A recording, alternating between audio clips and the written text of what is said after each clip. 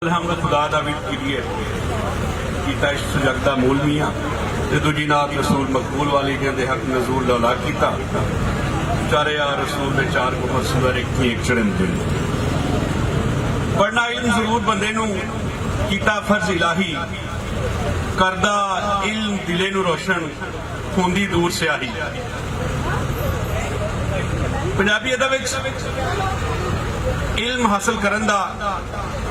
जिहड़ा एक भरमा इजहार मिलता है साडे सूफियां ने उन्होंने बड़े यकीन ते बड़े प्यार दे नाल बयान किया है। यही वजह है कि पंजाब अंदर उदों भी जदों इस धरती का जरिया तलीम उर्दू या दूजिया जबाना नहीं सन उदों भी इस धरती की इस इलाके की जी पढ़ता सी जिन्हों असीं खानगी आने जी पढ़न की शरह सी 90% तो ज्यादा रही है। उसकी मुढ़ली वजह यह सी कि इथों के लोगों नूं इथों के बालों नूं उन्हां दी जुबान में तालीम दी जाती सी।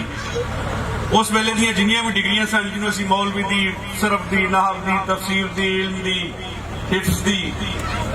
जिवें कि साडे सूफी शहरों को डिग्रियां सन जिवें मौलवी गुलाम रसूल आलमपुरी बारिश शाह बुल्ले शाह शाह हुसैन ये वो लोग सन जिहड़े अपने दौर के स्कॉलर सन दानश्वर सन पढ़े लिखे सन। इन्हां लोगों ने अपने अपने दौर में अपने कोल बहन वालियां अपने रब की याद दुआई ते हमद लिखी। जिवें बाबा फरीद गंज शक्कर रहमतुल्लाह अलैह ने इंसान दोस्ती सिखाई सांझ प्यार मुहब्बत खलूस नाल मिल के रहने का दर्श दिता दे आख्या कि फरीदा खालक खलक मां खलक वसे रब में ते मंदा किस नूं आखिए जां तुझ बिन कोई ना फरीदा खालक खलक में खलक वसे रब मां मंदा किस नूं आखिए जां किस बिन कोई ना। यही गल जो अगे चली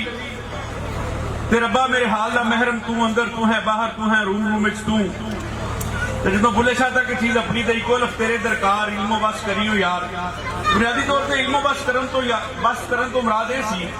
कि वो इल्म जिहड़ा एक तो रोके रब दी याद तो रोके वो इल्म कोई एडा इल्म नहीं ते इल्म वही है जिहड़ा रब दी याद दवावे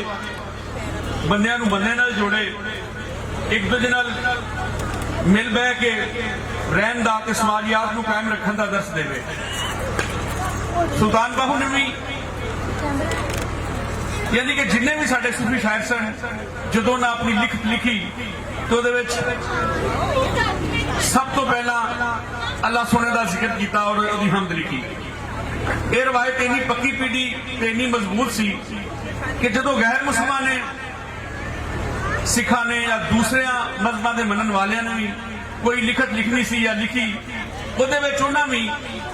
पहला हमद लिखी। यह सफर चलता चलता जो अजोके समय तक आया तो सानू पंजाबी के नवे अदब दे विच एक चीज नजर आती है कि तनवीर बुखारी होर रब्बा राह के नाल हमद की एक किताब लिखी। उस तो बाद सीएफी विच हमदिया सीएफियां लिखियां गईयां ते पहली बाकायदा जिहड़ी हमद की किताब सी वो हमद चिराग दिलां दे चानण दे नाम दे नाल सामने आई।